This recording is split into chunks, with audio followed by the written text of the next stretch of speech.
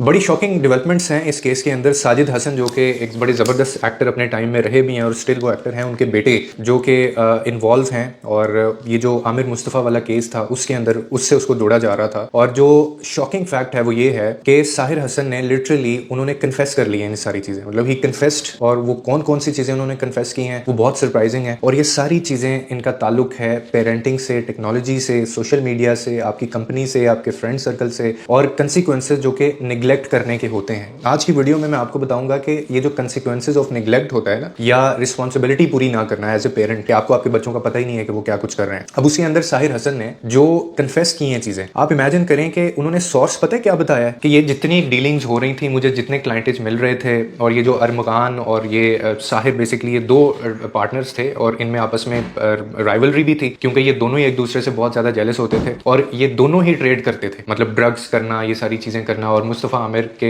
मामले में भी इन्होंने इन्वॉल्वमेंट है, इन्होंने बाकायदा कई पॉलिटिशियंस के नाम लिए हैं, इन्होंने बहुत सारे ऐसे और एलीट क्लास लोगों के नाम लिए हैं कि वो भी इसके अंदर इन्वॉल्व थे। लेकिन जो सबसे ज्यादा शॉकिंग चीज है वो ये है कि ये जो कुछ भी हो रहा था इसका किसी को पता ही नहीं था। पेरेंट्स को नहीं पता था, माँ को नहीं पता था, बाप को नहीं पता था। वो मॉडलिंग, वो उस अपने बाप को उन्होंने ये बताया हुआ था साहिर हसन ने कि मैं मॉडलिंग करता हूँ, और उन्होंने कन्फेस क्या चीज किया, उन्होंने कन्फेस ये किया है कि मैं 13 साल मॉडलिंग करता रहा हूँ, और 13 साल की मॉडलिंग के अंदर उन्होंने कहा मुझे ये वीड की आदत हुई, मैंने ड्रग्स लेने शुरू किए और मैं ये लेता था, अब मैंने इसकी सेल परचेज शुरू कर ली थी, और मैं ये सारी की सारी जो मेरी डीलिंग्स थी ये होती थी थ्रू स्नैपचैट। मतलब व्हाट शॉक मी वो ये है कि आप देखें सोशल मीडिया को हम अब तक ये ले रहे थे कि शायद ये बेहयाई फैलाता है, शायद ये यूट्यूबर्स या फैमिली व्लॉगर्स ये गंद फैलाते हैं हमारे जहनों के अंदर, ये लोगों को अपनी माएँ बहनें दिखाने के ऊपर इंकरेज करते हैं ना। लेकिन ये भी दूसरा एक एंगल है इसका कि किस तरह से सोशल मीडिया एप्स जो हैं वो मेजर ट्रैफिक बन रही हैं, वो मेजर सोर्स ऑफ डीलिंग्स बन रही हैं इस तरह की, कि इनको जितना क्लाइंटेज मिलता था वो सारा स्नैपचैट के ऊपर मिलता था। और वो कहते हैं कि मैंने जितनी सेल परचेज की है वो स्नैपचैट के थ्रू की है, व्हाट्सएप के थ्रू इन्होंने अपनी ट्रांजेक्शन्स की हुई है, और किसी को कोई पता नहीं था, बाप को नहीं पता। बाप इतना अच्छा एक्टर है, हम कितना सोफिस्टिकेटेड समझते हैं। मुझे अपने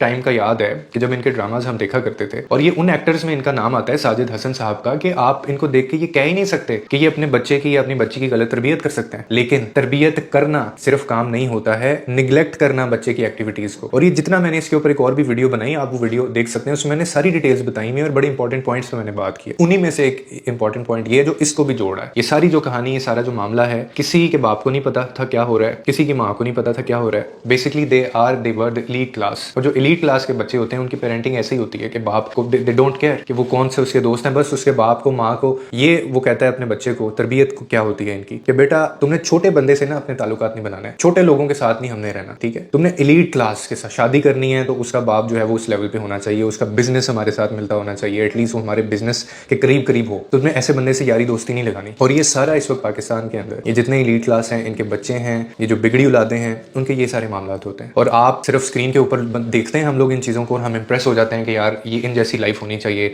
या हमें इस तरह का लाइफ स्टाइल गुजारना चाहिए। और वो देखें, वो कह रहे हैं मैं ड्रग्स में इन्वॉल्व था, मैंने ये बिल्कुल ट्रेड किया है, मैं स्नैपचैट के ऊपर ये सारी चीज़ें करता रहा हूँ, मैं व्हाट्सएप के थ्रू ये सारी ट्रांजेक्शन्स करता रहा। तो आजकल के टाइम के अंदर ना social media is a weapon, ये सबसे ज़्यादा खतरनाक हथियार है जो आपके और मेरे हाथ में है इस वक्त। और आपको नहीं पता आपके बच्चे किस किस चीज़ के अंदर इन्वॉल्व हो रहे हैं। क्यों नहीं पता? क्योंकि यू डोंट केयर। आपको नहीं पता, आप काम करते हैं, आप शाम को घर आते हैं, आपको पता ही नहीं आपके बच्चे ने क्या देखा है, वो मोबाइल में क्या चीज़ें देख रहा है, उसके किन लोगों के साथ कॉन्टेक्ट्स हैं। अब इसकी माँ, ये जो आमिर मुस्तफ़ा जो लड़का था, 4 दिन बाद जो है वो जली हुई एक गाड़ी मिलती है और उसके अंदर पता चलता है कि ये मुस्तफ़ा आमिर था। इसकी माँ 4-5 दिन से ढूंढ रही थी अपने बच्चे को, उसको पता ही नहीं था कहाँ है। और बेसमेंट में पता चलता है कि जी पूरा एक नेटवर्क चला रहे हैं ये लोग। और उम्रें देखें इन बच्चों की क्या थी, मतलब हार्डली ये 18 साल से, मेरे ख्याल 18-22 के तो नहीं होंगे, 17-15 साल ये एज थी इनकी। और मीनवाइल उसमें एक ऐसा बंदा जो नेटवर्क के पीछे जो लोग बैठे हुए थे वो ये साहिर हसन जैसे लोग। तो ये आप जहां से मर्जी इसका सिरा पकड़ लें, ये सिरा आपको उधर ही लेके जाएगा कि अगर ये चीज़ों का इल्म होता पेरेंट्स को या किसी और को पता होता फैमिली में, या थोड़े से पेरेंटल कंट्रोल अगर किए जाते तो ये चीज़ें खत्म हो सकती थी। लेकिन कुछ केसेस में मैं आपको बताऊं ये भी होता है कि पेरेंट्स भी इन्वॉल्व होते हैं, बाप को पता होता है मेरा बच्चा क्या कर रहा है, लेकिन वो सिर्फ इस वजह से कुछ नहीं कह सकता क्योंकि उसकी खुद ऐसी हिस्ट्री है, क्योंकि उसने खुद इस तरह की जिंदगी गुजारी है। तो ये बेसिकली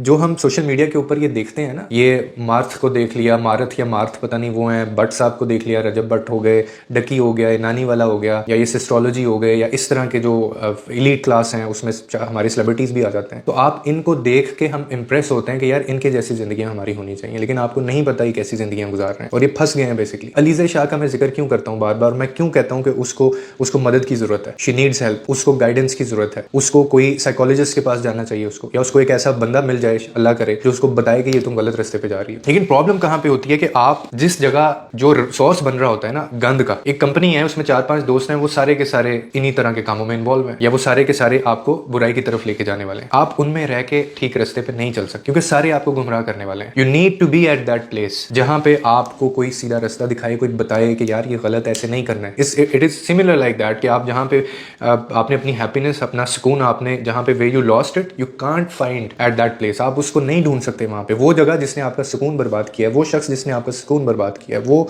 चीज या वो कंपनी, वो महफिल जो आपको बुराई के रास्ते पे लेके गई है, वो आपको ये चीजें सही साइड पे नहीं लेके आ सकती। ठीक है, तो इसीलिए इस चीज को समझना बहुत जरूरी है। ये मैं क्यों बात करता हूँ, लोग क्रिटिक्स करते हैं ना कि जी आप इन इश्यूज के ऊपर क्यों बात करते हैं। मैं इन इश्यूज के ऊपर इसलिए बात करता हूँ कि मैं इन इश्यूज से सीखता हूँ, मैंने अवेयरनेस देता हूँ मैं लोगों को। आपके सामने एक एग्जाम्पल होता है ना, आप उसको पॉजिटिव निकालें, उसमें से क्या निकालना है। आप देखेंगे यार अगर मेरी लाइफ में ऐसी कोई सिचुएशन हो तो मुझे इससे क्या सीखना चाहिए। दो तरीके होते हैं ना, आपके पास कोई इशू है या कोई खबर है, आपके पास कोई नेगेटिविटी है, या तो आप उसमें से पॉजिटिविटी निकाल के आप उसको इंप्लीमेंट करें, इमेजिन करें, ज्यूम करें कि आप क्या कर सकते थे इसमें, या आप क्या करेंगे अगर आप होते ऐसी सिचुएशन में। एक बाप बन के देखें उस सिचुएशन में, एक बेटा बन के देखें उस सिचुएशन में, एक माँ बन के देखें उस सिचुएशन में। और ये सारी चीजें ऐसी नहीं है जो फिक्शन है, ये कोई किताब नहीं पढ़ रहे हम लोग, कोई मूवी नहीं देख रहे हम लोग, ये रियलिटी, ग्राउंड रियलिटीज हैं जो हमारी सोसाइटी में हो रही हैं। Pakistan is a deep state. आपको नहीं पता कि पाकिस्तान में इस वक्त कहाँ पे क्या हो रहा है, किस घर में क्या हो रहा है, किस फैक्ट्री में क्या हो रहा है, किस प्लाजे में क्या हो रहा है, किस क्लास में क्या हो रहा है, और बाहर लोग क्या कुछ कर रहे हैं। तो इस चीज को जब तक आप नहीं समझेंगे और इन चीजों को आप एज ए चैलेंज लेके नहीं चलेंगे, आप अपने बच्चों की तरबियत नहीं कर सकते। अब इस सारी कहानी से हम क्या सीख सकते हैं कि मैं इन लोगों से क्यों इंप्रेस नहीं होता हूँ। ठीक है, लोग इनको देखते हैं, रील्स देखते हैं, कई लोग मेरे पास आते हैं, वो कहते हैं जी कि हमें पता नहीं अजीब सी एंग्जाइटी है। अब मुझे पता होता है वो कौन सी एंग्जाइटी है, कि उस बंदे को ये एंग्जाइटी है कि ये सोशल मीडिया पे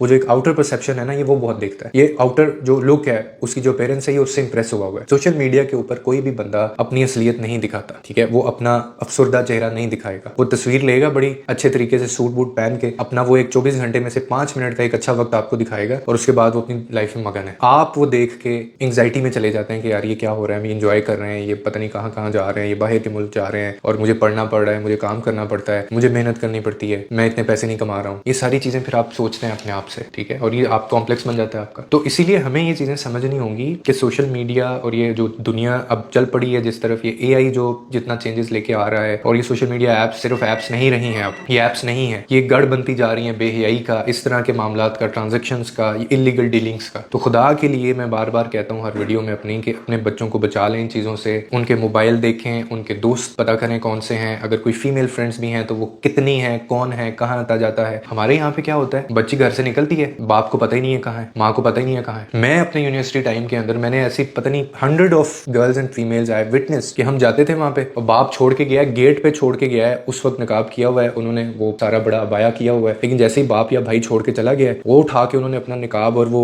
चादर साइड पे की है, उसी टाइम कोई और आता है और लेके चला जाता है। तो ये किसकी गलती है कि पीछे से पता ही नहीं है, और फिर अचानक से चीजें हो जाती हैं और फिर हम कहते हैं कि यार ये हमारी बच्ची या उस बंदे ने गलत किया। तो ये दोनों साइड से होता है। पेरेंटिंग, एक बच्चे की तरबियत करना is not an easy task. ये वो दौर नहीं रहा जब आप अपने मोहल्ले वालों के पास या साथ हमसायों को आप अपने बच्चे छोड़ के चले जाते थे और आप कहते थे कि इसका ख्याल रखना, हमने शाम को आना है। अब ना तो वो हमसाया है, और ना वो टाइम है, ना वो दौर है, ना वो बच्चे हैं, और ना ही उस तरह के अब चैलेंजेस भी बहुत हैं आपको। ये मोबाइल फोन है, आप हमसाये के पास, उसी से सबसे ज्यादा थ्रेट है। ये मोबाइल जो हर वक्त आपके पास रहता है, इसी से सबसे ज्यादा थ्रेट है, और ये बच्चों को नहीं पता कि इसका इस्तेमाल सही क्या। तो ये बड़े शौक मैं उसमें चला गया हूँ जब मुझे ये पता चला कि यार स्नैपचैट से वो सारी डीलिंग्स हुई हुई हैं। फिर उसने कन्फेस किया है कि जी मैं इसमें इन्वॉल्व बिल्कुल था, और मैं 13 साल से मॉडलिंग कर रहा हूँ, और मैं ये वीट उसमें मुझे आदत हो गई, मैं एडिक्टेड हो गया। तो हम लोग नोटिस ही नहीं लेते इन चीज़ों का, क्योंकि just because we don't care. हमें पता है हमारा बच्चे ने अच्छा सूट पहना हुआ है, अच्छा दिख रहा है, अच्छे दोस्त हैं, और वो अपनी एक शशके के अंदर फिर रहा है। 2-2, 3-3, 4-4 बजे बच्चे घर आ रहे हैं। मैंने ऐसे भी पेरेंट्स देखे कि वो 2 दिन बच्चे घर नहीं आते, उनको कहते हैं कि उस्मान के घर